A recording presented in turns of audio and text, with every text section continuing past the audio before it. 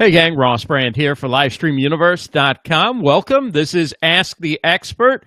It's our monthly show where we feature an expert in some area of business, social media, marketing, live streaming, and we take your questions. So please do. This show's more about your questions and your issues than any other show that we do. So please do bring your questions. We have a terrific guest tonight, and of course we need to tell you that tonight's show, as always, is presented by Livestream Universe. Check us out, livestreamuniverse.com. And let's bring in Melanie Vesey. Yep, you got it right. I stumbled a little bit, but we got it. So Melanie has a fascinating background. She's an actor, director. She's done stand-up comedy and still is doing stand-up comedy. But let me give her the formal introduction about what we're going to talk about tonight, PR, but we're going to get into some of those other areas as well. And Melanie's a PR consultant. She's the owner of Promotional Rescue. She started her PR career at a Los Angeles boutique record label and quickly moved up the ranks to vice president of public relations, using her talents as an accomplished director and writer to create and oversee content. She then transitioned into having her own PR firm where she helped award-winning artists and creative small business owners grow their audience and visibility with much success through one-on-one PR consulting, strategy sessions, and workshops. Melanie's passion about helping people see their creative projects and creative small business ideas through to larger ideas like press, reviews, features, and much more earning capacity. So she's a great person if you have any questions about how you're doing promoting your business, your personal brand, your live stream show, your podcast, your social media accounts, whatever it is. Melanie is definitely the person to ask. So please do throw questions in the chat, and in a little bit I'll also give out the link, and you can actually come in and ask a question if you'd like to. But Melanie, welcome. It's great to have you on the show, and it's great. We just met for the first time. I feel like we're talking like we've known each other for years. This is it. It's happening now. Thanks for having me. Oh, it's great to have you on. Thanks for joining us. I think where I want to start is we hear so much about marketing today. Marketing. Do you draw a line between PR and marketing? Is it just is it a branding thing? Is it where's PR and where's marketing in the spectrum of things? Oh my God, this is the $1 million question. So in 2017, what's happened is that everything is kind of melded together. There was the old model where you had separate people, right? So say you had a company, or say you're a musician or whatever, and you want to get some press around it. You would hire that PR person that would specifically be getting you press. And that was just their job, right? And then you'd hire someone separate to do your marketing. And then you would hire someone separate to do your branding. And you would hire someone separate to do your copywriting and all of that stuff. But what happens is that most people are running their own show, right? So just like you and I, right? And probably most of your viewers, because of the internet, which is so freaking cool, there's no more gatekeepers anymore. You want to launch your business, you want to write your book, you want to put out your album, you want to make your movie, go for it, right? But that means that most people these days are doing, at least 5 different jobs, one person, right? So 5 different jobs. So everybody should know how to do all of these things, at least to hook themselves up, right? So that they're getting eyeballs on what they're doing. Because if it's not actually like earning or anybody seeing it, well, then you don't have a company or you don't have a project. It's not even like it happens. So even in the world of traditional PR, things have really changed because of something like social media, because that is relating to your public. It's not just about getting press, because now if a social media influencer puts you in front of their audience, is that press? Is that what is that, right? So it starts to get really confusing, right? So it has to be a part of a larger strategy. So most people are doing all of those jobs. And let's say you have enough money to pick from any one area, right? You could go for press, you could go for advertising and billboards and TV or radio, you could go for social media and some souped up website, but you don't have enough money to do all of them. Which one, and I know it's going to depend, and ideally you would do them all, but let's say in general, where do you find your clients are getting the most for their money? So, God, that is a really great question. So even my clients that can afford bigger publicists, whether they're musicians or actors or what have you, and they hire publicists, but what the publicist doesn't do is the publicist doesn't help them in every other area. So even if they do get featured in a magazine or on, someplace, print or whatever, or online, the publicist doesn't then help them capitalize on that piece of press. They're just like, here you go, and then it's like, oh, okay, well, now what? Like, where does it go? Where does it live? I've had so many clients that have come to me and they've gotten great press, but they didn't feature it on their website. They didn't post it on their social media. They didn't do anything with it. They didn't then lead with that when reaching out for other projects as well. Like, oh, hey, I've been featured in blah, blah, blah. Like they didn't even know what to do with it. Right. So it's really important to think about it as like a whole pie. And also in answer to your question, I like to tell people that if you're going to take a chunk of money and you're going to sink it anywhere, make sure to think about long term, not just blowing it all in a month. You know what I mean? Like, wah, you know what I mean? It's like, if you can spend $5,000, can you spend that $5,000 over 6 months? You know what I mean? Like, because the longer you do it, the more momentum. It takes a while for people to attach to whatever it is that you're doing, because you have to tell them so much. You have to tell them so many times that this is what's happening. This is when it is. This is you right. Promote the hell out of everything. You know what I mean? Yeah. So, yeah. So welcome, Jay. Good to see you. Welcome, Sarah's here. Terry Johnson. Thanks, everybody, for joining us. David, please do share it out if you can. We'd appreciate it. Hey, Eric, good to see you.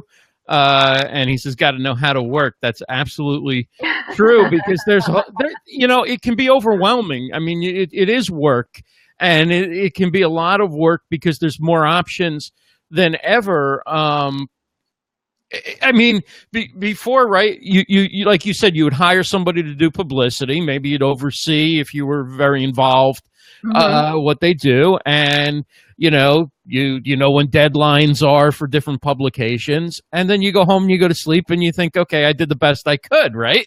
How wonderful! I mean, how great, right? That it never ends now. I mean, hey, Claudia Santiago, good to see you. So,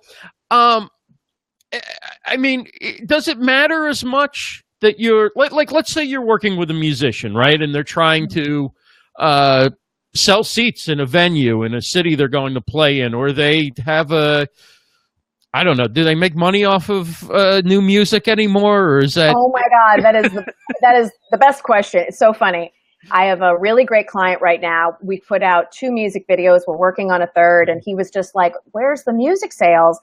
And I was like, this is the challenge, right? And then this morning when I woke up, so Steely Dan has to go back on tour. This is a guy with decades of Grammy Award-winning music, is not earning enough from sales, from unit sales, that he has to go back on tour. This guy's in his 70s, right? So this is the thing about the new generation of, especially with the music industry, I'm really interested to see where this goes, because people have to, especially like even people like Beyonce, they earn more from touring, merch, licensing, getting their stuff on a TV show than they do from units, which is sad, because I feel like people should pay for their freaking music. You know what I mean? I'm from that generation where you need to pay. You don't just steal an album from somebody, but that's just the new thing is streaming, and they don't pay out as much and all of that stuff.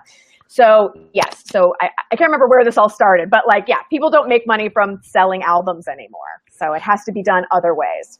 Yeah, and I mean, Terry Johnson is a fan of Steely Dan, so their misfortune is to her benefit. But she mentions that a lot of old school acts are touring more now, and in fact, if I was to listen to who's going on tour now, It's not that different than when I was like 7 years old. Oh my God. I was driving and there was a sign that the Psychedelic Furs, the Fix, all of my favorite bands for the 80s were playing. And I was like, yes, which I mean is great because I get to see them, but probably a bummer for them that these are people that sold probably millions of albums, but aren't earning enough at this stage because of the way that the system is set up now for musicians. It's actually not awesome. I really wish it was different for them. Oh, welcome, Michael Murphy, who says The Who is on tour. I thought I saw The Who. Saw like Love the their Who. last concert in 1989 or something. They are never going to tour again. I mean, geez. No, those bands can't need money, right? I mean, well, I mean that's a really good question, but this is just my assumption. I'm not Pete Townsend. I don't know what his earning is like or whatever. But when you've been accustomed to a certain level of earning, and you've got a life that is supporting that, whether that's wives and children's and home and like all of these things, and you're not making 60 million anymore, you're making 2, you know what I mean? Like, what do you do? That is a completely different world. Yes, you have to go back out on tour at 108. Right. Michael Murphy says he saw the Who in 1982. I think it's 82. Yeah, for $12. Show off. I'm jealous. Now that'll get you a bottle of water. Exactly. At the Who concert, yeah. But so with these bands going on tour, whether it's old bands, whether it's new artists, is it more important for them to get a good review in Rolling Stone or to get on MTV and get interviewed or get do they even do music interviews anymore on MTV? But you get the idea. Get on TV in the local market, and is that get written up in a positive review or a positive a feature that they're coming to town, one of those pre-concert features that you see a lot, or even in a niche publication in a city, or is it more important for them to get momentum online and be blowing up with a video on YouTube, or have an active website and fan club and fan base and all? Like, where's the strategy now? Because it used to be like you hit the newspapers and the TV stations, right? Mm-hmm. When you're trying to sell tickets in a city. Mm-hmm. So unfortunately, I would say all of it. Wow. I would have to say all of it, right? So even if you're a new band, unfortunately, Rolling Stone doesn't feature emerging artists. So then you got to take it a tier down. So what would be the blogs and the podcasts that would feature those bands, right? So then you got to do outreach around that. But you also have to remember that bloggers and podcasters, things of that sort, they're in the same game just as much as the band is, right? So hopefully the band has a following as well, right? So that the two can actually have a healthy collaboration, right? If someone's got 13 followers and someone's got 13 million, you know what I mean? Of course, that person with the 13 followers wants to be on the 13 million platform. The 13 million platform probably isn't as interested as the 13 platform, right? So it's one of those things where you have to be attractive to both sides of it, right? So everybody feels like they're in a healthy collaboration. So first you reach out to the big guys who will actually take you. Then you reach out to the mid-level and you get all the way down to just the fans, right? So those people are going to be sharing and talking about that stuff just as much as well. But here's the thing. The best PR is to have the best product, right? So still got to be good, right? So you still got to write a good book. You still got to have a good thing. You can't forget about that stuff as well. You still got to work on your craft. You still got to make sure that you hire a great producer, especially for music that's creating awesome stuff for you. You can't phone that in. But if you're working so hard on your craft, who's taking care of the promotion side of it? And this is why people get torn apart, because it's really too much for one person. And that's where you come in. Yes. So we're talking with Melanie Vesey on Ask the Expert. Do throw your questions in the comments. We want to get your questions in here. Any questions about how you can do better at promoting your business, your personal brand, your whatever it is that you're working on, your music, your podcast, your live stream show. You mentioned books, and that's kind of an interesting topic, right? Because there's so many people now with books and who are doing speaking, and it used to be you could make money doing those things, right? And now it's more like an accessory to getting a good client or getting some other form of business or whatever. I mean, has that changed how authors and, public figures are promoting themselves, or is it still the same process? It's just there isn't as much reward at the end. It comes from what that book leads to, or what that public appearance leads to. Yeah, no, that's a really great question. It's so funny. I was on a panel for self-publishing writers actually just last week doing a similar kind of thing. And yeah, a lot of people use books as like a kickstand, as kind of like a lead generator. People do, if you're smart about it. So every time, and a lot of stand-up comedians now have books coming out. Whitney Cummings was on a show I did last week. She's got a book out. Eliza Schlesinger, I always screw up her last name. She's got a book out. So all of these comedians have these books. Why? It's because it's something that they can sell to somebody when they get to that event, right? So even though she's maybe sold out that venue, now she's got a $20 or $25 or $30 or $40 book that somebody can buy in addition to like a t-shirt and a mug, right? So it becomes this thing that's an extra way for people to earn, which is great. But for smaller people, and if you're self-publishing, it is a way to say published author. It is something that they can tack onto their name. And again, yes, for sales, but unless you're promoting it properly, it might not get the traction that you had really hoped that it would. Welcome, Mitch Jackson. Good to see you.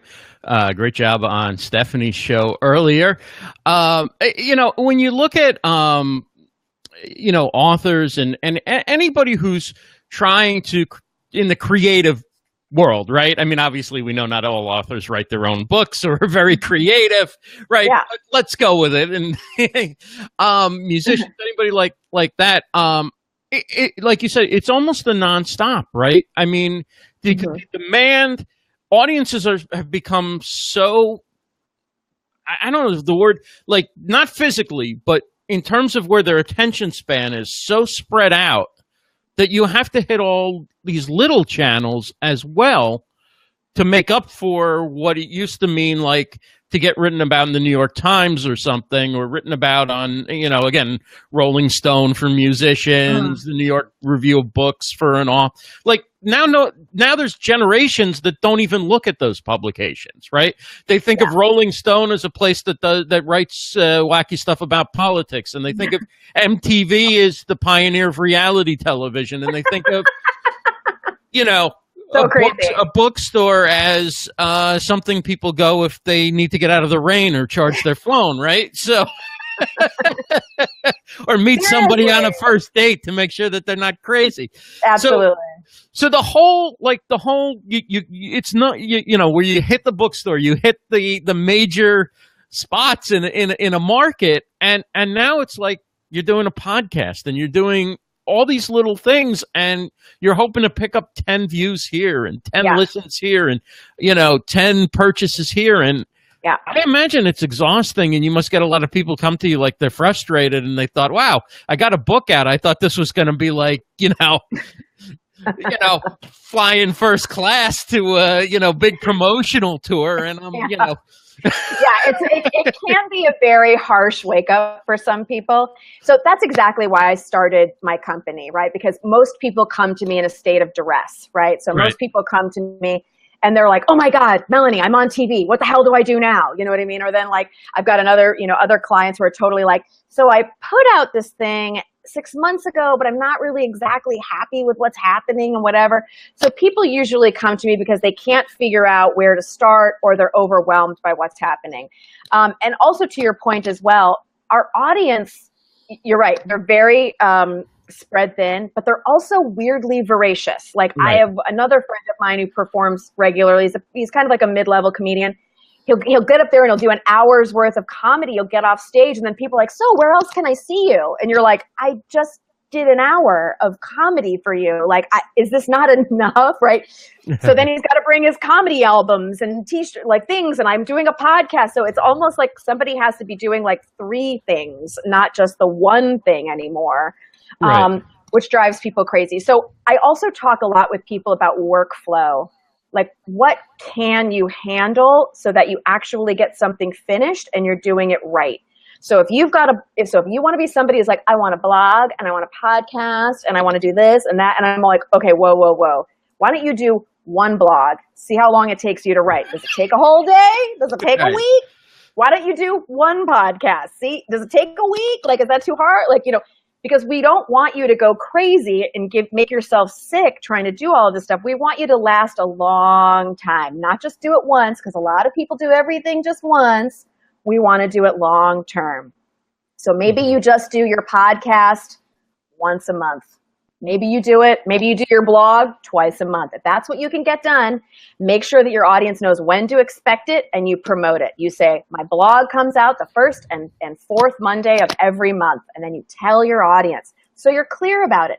And then you give them a really nice product. Stop trying to freak yourself out and do all of it, right? So do it well and then tell your audience when they can expect it. Because if you're doing stuff rando and your audience is going to be confused and they don't even know when to start. And they're just like, fine with that. And they're distrustful because so many people start a blog or a podcast or start something, but they don't keep up with it. And then it just goes dark and then people are like, forget it. And you lost that brand recognition, Love it. Mitch Jackson says, get things done. Or stuff done. And I think a great part of that is like, it helps to be on an ongoing, like you have a podcast, you have a blog, so if you do it once a month, but you do it for 3 years, it's just like, okay, somebody who's going to hire you to speak or you want to get a book deal, whatever. The fact that they can say you're a blogger, you're a podcaster, all that stuff is a big help.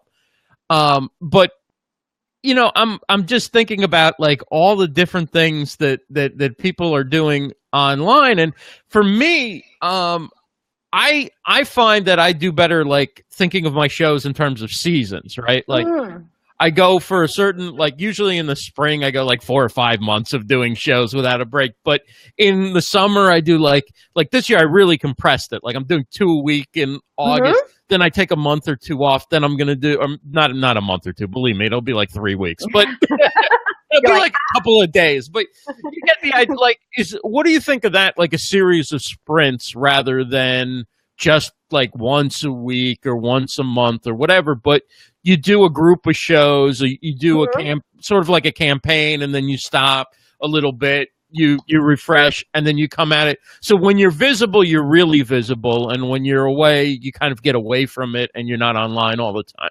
That's a really good point. And I think that as long as you tell your audience what you're doing, as long as you are crystal clear with them, like, you guys, it's the summer, I've got time, I'm so passionate about this, I want to just bang some out for the next couple months. We're going to do this from July to September, and I hope you come with me on it. As long as you're clear about it, you let them know, they will come with you. If you're not clear about it, and then all of a sudden 1 week there's 3 podcasts, and then 6 weeks go by, and then there's nothing, and then there's 1, and then another month goes by, and then there's 2. It's like people don't know when to tune in. They don't know how or when to do this. It's already so difficult for them to connect already. Don't be the thing that's making it more difficult. Like, you've already got so many things working against you. Like, don't be your own static. You know what I mean? Like, don't do it to yourself. So welcome, Nick Rishwain. Good to see you. Nick's got a great show tonight, 9 p.m. Eastern, Social Chefs with Christian Karasevich. Sarah asked a question. It's kind of an inside music industry question, but she says, why does it feel like A&R is dead at times in music? And for those not in the music industry, what is A and what is R? Well, this is something that is, it's something that is constantly, I feel like, is changing so much. And it's something that used to be, finding the musicians, promoting them, putting out them all that, and putting out their music and stuff like that, promoting them. And it's something that it is just changed so much. So I have clients that have been, approached by record labels. And what they're looking for is that people come to the table already with audiences plugged in. So the development stuff isn't happening as much anymore, which is why you have to be your own record label. You have to be your own person that's doing it all yourself. You know what I mean? But so that you are an asset. So it used to be that like here's the grid, right? Like that. And it used to be that like, you would grow like that. And the record labels used to come in down here, like very low. But now they want to come in up here when you're already a success. It's just that's the very, very, very challenging thing about it, which means it's almost like same thing with comedy. It's like HBO wants you to bring an HBO crowd to HBO. Right. You know what I mean? And it's like, wait, what? I'm one person. You know what I mean? But they want you to go through a filter. They want to know if you've already been tried and true out there. It's mostly Right. because there's no more money. The money is gone. You know what I mean? The millions of dollars to just see if you can make 6 albums is like so gone. Where did it go? I think most of it, a few things. I think the crash of 2008 really took a lot of money away from a lot of people. And I also feel like too, because people get free music all the time, people don't want to pay for music, which is what brings us back to the original conversation. It's like, I can pay iTunes or Apple Music $10 a month. I mean, and I'm a total music geek. I have all of my music on vinyl from the 80s and 90s and things of that sort. But I can listen to Sly and the Family Stone. I was listening to the Stooges today. I just pressed a button. Right. For free. I mean, I pay them $10 a month, but like, is that the amount that the Stooges should be probably getting? Like, I probably not. They're probably getting pennies from it. That sucks. Right, right. I mean, I think I have a $10 a month subscription to Spotify, so I can listen when I don't have I don't have I don't have Wi-Fi or internet connection. But what's interesting is like, it's not that long ago that when I traveled, I would have to figure out, okay, which CDs will I take with me? Let me make sure I've got right. And then it was, how many songs can I get on? How many albums can I get on my iPod? Or how much music? Like, can I squeeze a few more songs on? Right. And now with $10 a month for Spotify, I can go anywhere in the world, and I've got that has internet connection enough. And even if I don't have internet connection, I can download stuff and keep it for 30 days or whatever. So I have like, in my phone, without even using any memory space, I have pretty much almost every piece of music that I would ever want to listen to at any time from any genre. But you also have other platforms like YouTube and things of that sort. Right. Like I have a 12-year-old son who listens to music on there, and I'm always asking them, like, what is this band? Can you buy the album? I would love to give them my money. Like, I want them to eat today. I want them to make more music for you. Like, get in the habit of paying for it. You know what I mean? But it's almost like it's challenging because it's so much easier to get Spotify. It's so much easier to get, iTunes or Apple Music or what have you. Right. So it's the climate of it. It's the climate of the current situation of getting music. Yeah. So let's talk a little bit about you personally, because you've got an interesting story. You worked as an actor. You worked as a director. You do stand-up comedy, and it's in your bio, so I'll ask you about it. Your acting career kind of came to a halt when you were shot by an ex-girlfriend who was an ex-cop or a cop at the time. Yeah, she was a New York City police officer. I know everyone right now is like, what did they just say? Like, that's her name. Then people go like this, with a gun? You were shot with a gun? Yeah, so it was a very, unfortunately, alcohol and guns do not go together. I am not, I was a little bit more accepting of firearms until this happened. I understand why people have firearms. I'm from the Midwest. I understand that people live in rural areas. Oh my God, of course, there should be guns, but I was the victim of somebody who was handling their gun, and they were intoxicated, and they pulled the trigger, and I was shot. It went through my leg, and due to that, the shock of that and the trauma of it really, really changed my life. Like, I will never be the same from that. It was terrible. Mm-hmm. How long did it take you to recover? So the bullet went through my leg, like right above my knee, like in and out. So it's so interesting that the doctor that was looking at my leg, he was like, you are so lucky. That, I mean, like it's one of those things where it's like, a little bit this way or a little bit that way. Like, they were even worried that where the bullet came out, that I would have to, that it severed the artery, or, that I would have blown my kneecap off or what have you. So My dad then after that bought me the domain luckiestgirlintheworld.com. Oh, that's nice. I know, it was very sweet because everybody's like, you are so lucky. I don't feel like it was lucky at the time. It really fucking sucked. But I don't mean to swear. You probably have really nice people listening. I'm a wild animal. Sorry. Go ahead. Sorry. Go ahead. We're on the internet. There are no rules. You know that. Come what may. So that really changed my life. But this is why some people come to work with me, because they've written books about horrible life-changing experiences. They've documentaries about them, their suicide attempts that, I work with people that sometimes have turned these terrible things that have happened to them into in their lives into their passion project.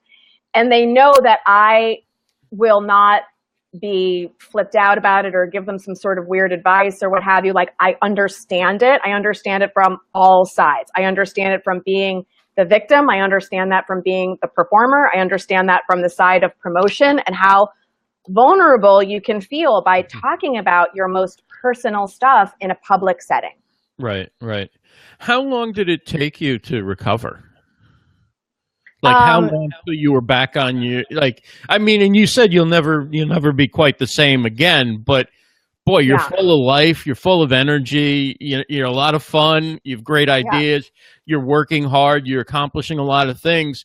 When did you feel like, okay, I am going to have a somewhat normal life again, and that I can do things that I want to do? I can go back to work. I'm back at work. I'm back at living, back at relationships. Like, how long did it take to unwind from that, let alone recover physically and emotionally?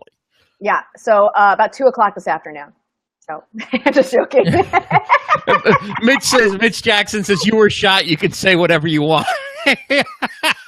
It's a free pass. Go ahead. Throw a few more F-bombs if you want. They're shot. Coming. They're coming. I'm going to strategically place them. That's a really good question. So physically, I do have some stuff that, it's hard for me to move my knee. Like if I take a spinning class, right. My body has shifted to accommodate this injury. But mostly it's all very psychological. So if you're somebody that has, demons in your past. So, I'm a recovering addict. I'm sober a really long time. I come from a lot of victim-y stuff. Right. A lot of people have this. So if you already are your operating system is already set up for this kind of victim, messaging, and then something actually happens where you are a victim and it lines up like that, boy, that is some really powerful stuff. It's taken me a really long time to get it together where it's not a part of my daily dialogue. People do ask me about it because it is such a, what? Let's talk about it. But it's not a part of my daily life so much anymore. So really, in all honesty, I would have to say that it probably took me 10 years to get to the point where I wasn't,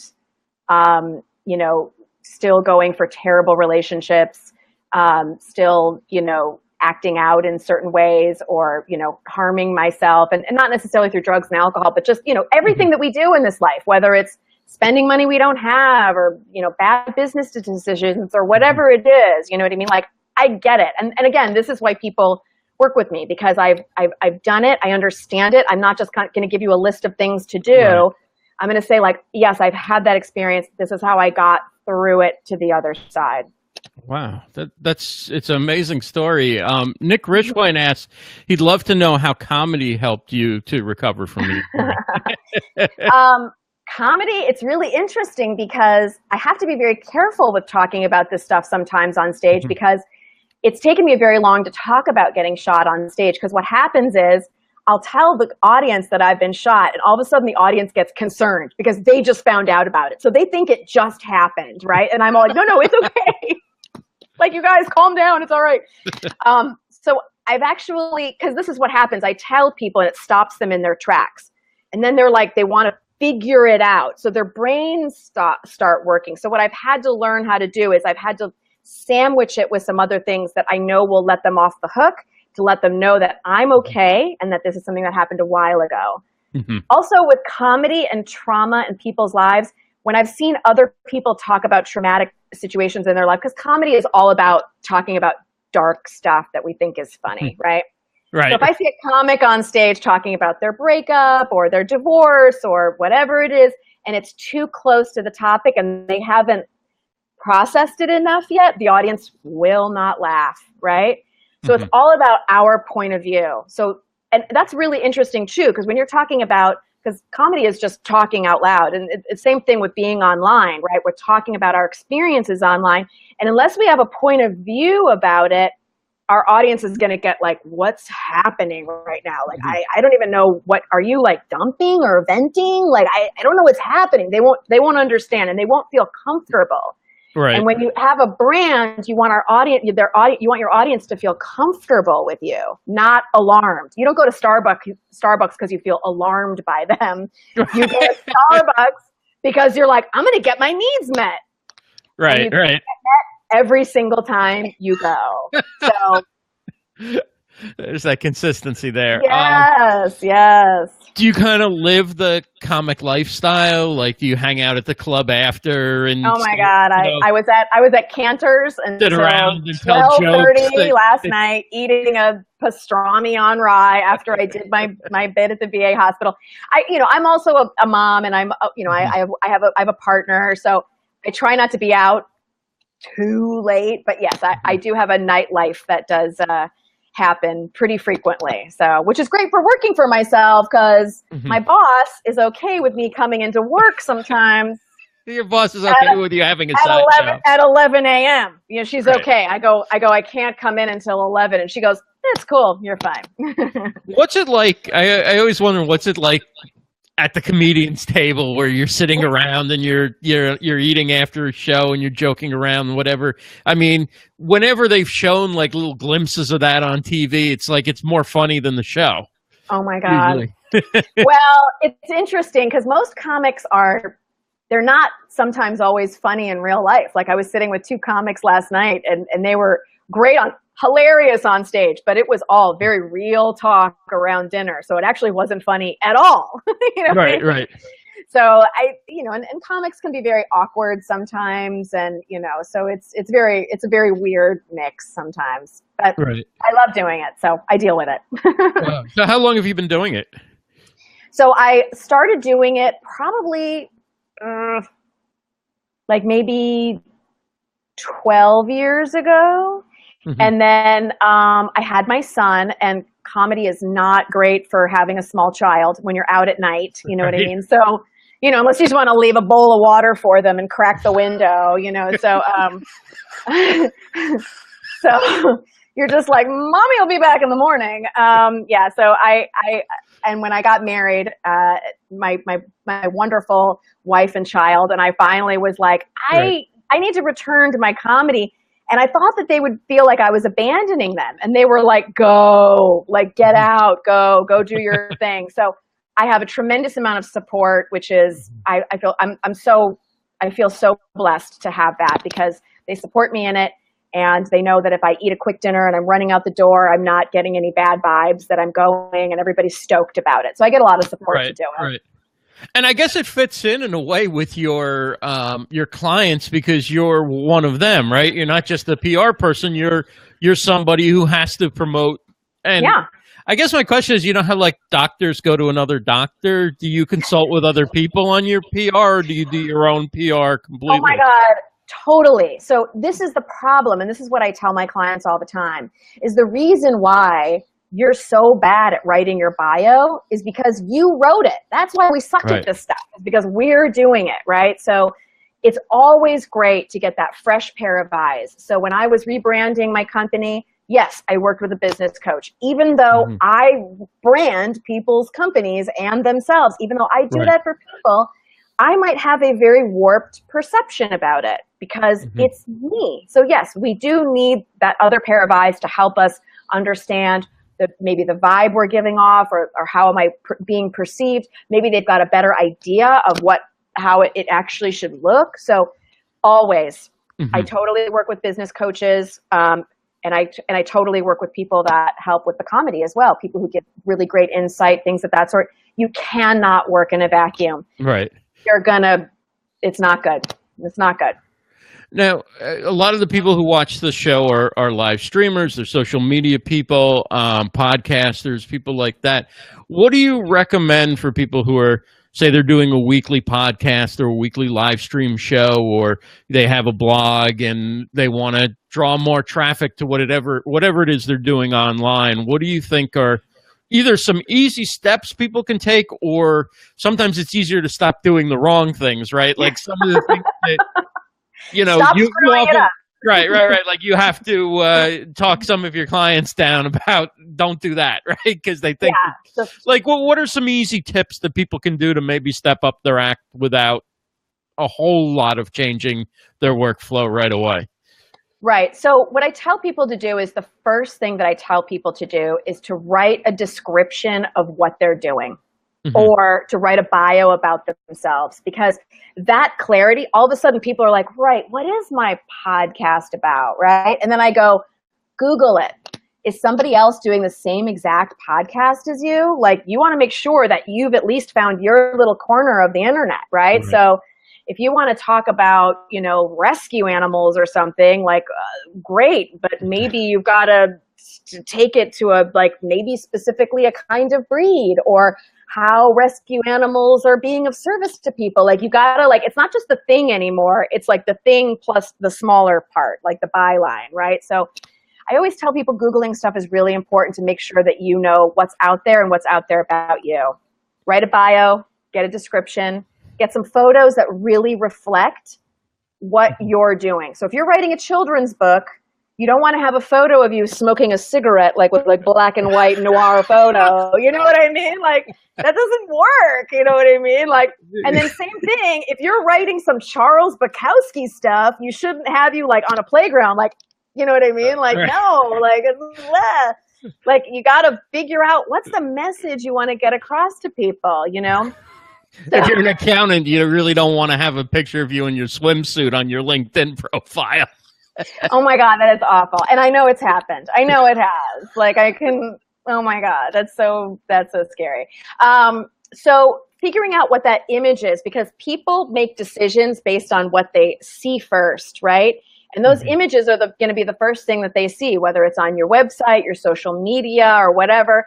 So if you need help making sure that they look more elevated, then you need a couple pair of eyes to take a look at that and be like, I think you're not on the right path there, you know what I mean? Or figure it out. And here's the thing, even if you're doing it for yourself, how can you just make better decisions about the choices that you're doing? So another way that I tell people too is that if you're somebody who's in front of an audience all the time, like for comedy, for me, I always tell my comedian friends, get a picture of yourself in front of an audience. So that says, hey, I book a show.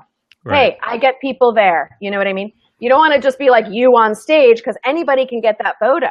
If you're in front of an audience, it says something else, right? Or if it's the thing that you're promoting, like the book or the podcast, how can you then in that banner photo, put the description of it, this is this podcast every other Monday here, boom. You know what I mean? Right. Very, very clear messaging about when they're going to get it and how they're going to get it. And then you got to coach them through it. And you got to hang on to yourself. If the first 5 times you do it, you're not shot out of a cannon, because that's what happens. Most people stop because they're not getting the validation. So people love to tell me, I just don't get Twitter. And I'm like, you don't get Twitter because nobody's liking your tweets. We go over to Facebook and it's all love it, like it, love it, like it. You know what I mean? There's so much love over there. It's not any different. It's just that where we don't get validation, we have a tendency to kind of move away from it. So you've got to keep doing it. So don't stop. Don't stop. Keep doing it. So you keep going.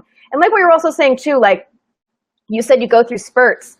And I would also tell some people, you can record a couple podcasts or do a couple blogs and put them in the bank. So even if you're not, even if you can't write one every other week or whatever, do 5 or 6 at a time. You schedule them so that you know that they're going to go out at that time. Make sure to promote them. Tell people on every single platform, This is when this is happening. This is when it's happening. So you're not breaking your back to do this stuff, right? Again, it's getting to finishing it all up. Do you have some favorite tools for using for social media to either get your stuff in front of more people, to grow your following, that help in addition to producing the good content and engaging? I do. I love Crowdfire. Crowdfire is one of my favorite apps to help people through the follow and unfollow process. So in a perfect world, you want to have more of a following than you're following, because it gives the impression that you're more popular, that more people want you than you want them. We just have to remember at the end of the day, we're all just animals, and we're all like, I don't know, do I like you? Does somebody else like you? You know what I mean? It's like, we're so weird. It is so messed up. You know what I mean?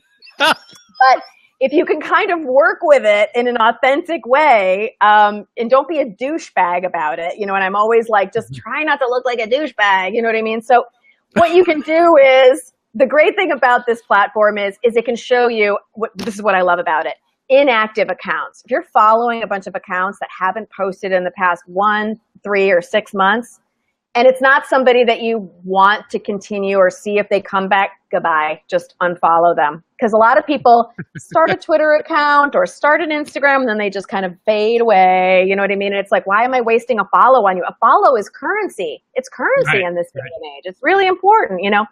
So I love finding out what the inactive accounts are. I also love, then I can also go over and whoever's not following me back. Now, I follow a bunch of accounts that don't follow me back. You know what I mean? I'm following Amy Schumer. She's not following me back yet. Soon. Wait till Amy finds out about me. She will follow me back. But you know, I want to see what she's doing. I love what she does. I want to watch her and see how she does it all. That is currency to me, right? If she's not following back, that's okay. If it's just somebody who I'm not quite sure what their whole deal is, and I can unfollow them. It's not a big deal. It's not serving me in any way, shape, or form. Sometimes you have to do a little cleanup. Sometimes. And then the other thing is that you can do this thing called copy followers, right? So there are other comedians that are very similar to me. We would have the same exact demographic. And so what I do is I go over to their account, and then I follow some of their followers. And all I'm saying is, hi, I'm Melanie. That's all I'm saying. I'm letting that follow be an introduction to them, because they'll get a notification that says Melanie Vesey is following you. And if they want to follow back, great. And then I've made tons of really awesome connections like that, both for my business and because I do comedy, and I'm trying to get people out of their living rooms and into their cars and into the comedy club. I'd be very strategic about who I'm following and who's following me back, right? So I love Crowdfire for those reasons: copy followers, inactive followers, and people who aren't following you back. And you can work with those 3 things to kind of help grow your numbers in a real way, instead of buying followers, which I don't agree with. I think you just need to kind of hack away at it, and slow and steady wins the race. Yeah, I mean, first of all, I don't think buying followers is very ethical, but even if it were acceptable, you still get the hole poked in it, right? When you've got too many followers and somebody tweets and there's no reaction, you know, amongst their 3 million followers, not one thought that could be an interesting tweet. Not one. Well, it's funny because Jim Jefferies and this other guy, I can't remember his name, big guy, were having a huge fight. And Jim Jefferies did exactly that. He called him out on it. He was like, weird, you're 5 million followers and you've got he's like, you're a fraud. And that's the whole deal. And it was like, and you know, here's the thing. If you buy a couple hundred here and there because you're trying to get over 5,000 and that would make you feel good, then fine, buy a couple hundred. It's not a big deal.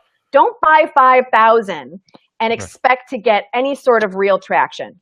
No one's going to buy anything. No one's going to go anywhere. It's going to be a total fake. And that's not cool. That is not going to help you in any way, shape, or form. On the other hand, there's a lot of social media people who say, oh, followers don't matter. It's only about engagement. Or if you have a small, followers do matter. And it's not okay. So yes, in an ideal world, if you have this great marketing funnel set up, you you put a blog post on there and it leads somebody back to your website, and all of a sudden they become fascinated by what you're selling, and they sign up for your email list, and 6 months later they buy a Twinkie from your website, and you're now, retiring and you're wealthy. But the bottom line is, when people go look to decide, are you relevant? Are you worth having at a comedy club? Are you worth bringing into a stadium? Or should we give you a book deal or a TV show? They're not interested in whether your funnel's working or whether you've gotten how much traffic back to your website or how many great conversations you're having. They're looking at this as a shorthand and going, 20,000 followers. Okay, let's take a look at the book. Or they're going 150 followers, and even if those 150 are buying $30,000 worth of merchandise together, they're going, nope, not worth the paper it's going to be published on. Unfortunately, you're spot on with that. I mean, unfortunately, I've heard of bookers that are totally like, we will not book you at our event unless you have over 20,000 followers. Like that's like their cutoff. Like they don't even care. And then also, just to echo the thing about, buying the followers, so if you get 20,000 people to follow you, I mean, if you buy the 20,000 and then somebody hires you to like, hey, I want you to come do my big event, and then you post and nobody shows up, they'll find out, and you will be so freaking embarrassed because you're like, I'm sorry. Did nobody come when you were, hoping that 20,000 people would show up to this venue? So yeah, and people, especially with authors, it's really interesting because the publishing world, which is totally screwed up, it's everywhere. They will not look at you. They will not give you a book deal if you have under a certain amount. And was it like 10,000? If you don't have 10,000, I don't know what the magic number is, but I have had more amazing authors, people who write on TV shows, like people who are like totally worth it, coming to me and saying, yeah, no, nothing happened. I didn't have enough followers on Twitter. Like that's what it came down to. Again, these industries want you to bring the audience that they used to help you get. They want you to bring it to them. So, and this is why I always tell people, like I have another client and they're working on releasing their movie online, and they want to do it in the next couple months. And we're talking about, well, should we do it in a couple months or should we do it in 6 months after we've gotten a following, right? Because they should have started this process the second they rolled, action, right? A year ago, right? Because during that time, we could slowly, garner a real audience over time, right? So you don't want to wait. Don't wait until the thing is done. You start now, right now. Yeah, I mean, it's amazing how, like, on one hand, these forms of communication and the potential to go viral or have a hit that was unexpected, right, gives everybody the thought that if I get on and I just do it, there could be instant results at a faster pace than you could have gotten before, right? Like, I when I started out in radio, I would have to go find like a place to go record. Now I'm hosting shows from my home office, right? Yeah. But before, like, if I wanted to have an audio of myself speaking into a microphone and doing a newscast or a sportscast or something, I would have to go find a studio to record it in, and I might have to sweep the floor or volunteer to do something or whatever in exchange for, hey, can I get 5 minutes to record this so I can apply for a job? And so, yes, everybody can get it. So you can faster, if you have talent, ramp things up in terms of getting your career going and things like that. But ultimately, it's like step by step with social media. If you want to have a quality audience, you got to just keep at it. And most people, like, when it doesn't click right away, like I remember the day, like I got my first follower and I got 100. You know what I mean? Like, maybe I shouldn't be following 1,000 people, like, or something. But and then it takes off. And if you engage a lot and you stay at it a little bit every day, it'll grow. Or if you like one time when I broke my arm and I didn't have much to do, I was like tweeting all day. I mean, you can get like 150 followers a day just through engagement. No tricks, no apps, nothing. Totally. And they can be real followers who are interested in what you're interested in. But slow and steady is better than trying to do it all and then crashing and not doing it at all, because that's the only way to build that audience, like you said, is to do it over long term. And I don't think people, I mean, I know people who I like advise, like, you know, you really should start. Yeah. Like, I can't believe, and maybe have you ever spoken at like colleges or grad school students or anything where, like, I asked, like, how many people here are blogging? One hand goes up. Oh, yeah, I did something 6 months ago. Like, anybody here have a Twitter account? Yeah. Well, I do, but it's private, and I use it just to message my friends and somebody else. I had one for a while, but I only had 13. Like, do you understand that, like, even in this day where we're oversaturated with content, the people that you're going to be competing against for jobs aren't doing it either. So perhaps if once a month you wrote a blog post on something you were interested in, or you attended a couple of Twitter chats and shared something you like about your business, you'll be the only one that goes in the job interview that somebody can actually Google and go, wow, she really does like this field, or he really does know something, or whatever. And you think that there's so much noise out there that it can't make a difference. And yet most people, this whole world that we're talking about doesn't exist for. Yeah, no, it's a really good point. And when in the beginning, I listened to a lot of webinars with people that crush in this area. And I was listening to, you know, Jack Canfield is, he writes Chicken Soup for the Soul. And he is like a monster at promotion, like a monster. And he talked about the way that he cross promotes, like he wrote Chicken Soup for the Soul for dogs. And then, and then he cross promoted it with Petco. And then what he did was, every time that you bought this bag of Purina dog food, you got a book with it. So that means Purina bought 250,000 copies of it so that it could then go with the dog food, and then Petco. I mean, it was brilliant. Like, it was the most brilliant thing. And people were like, well, when do you start promoting your book? He goes, I start promoting it before I start writing it. Like, he's like, and I'm like, oh my God, like, that's what I have to tell people. But most people come to me when they've kind of like popped out from behind their typewriter or their computer, and they're like, oh, I wrote a book, you know what I mean? And I'm like, oh my God, like, no matter what you're doing through the process, just tell people what you're doing. And it doesn't have to be, everything has to be like a selfie. Like, it doesn't have to be gross. It could just be like, this is what I'm doing today, right? I'm just sharing some inspiration. I'm sharing some gratitude. I'm just letting you know what's going on, because there's a difference between trying to get something and trying to give something. We're just trying to give, like we're having a conversation. Right. It's a much better way to think about it than trying to be like, where's my shit? You know what I mean? Like, and, hey, you got a video series coming out. Tell us about that. What you're doing with the video? Oh my God, I'm so excited about learn. This.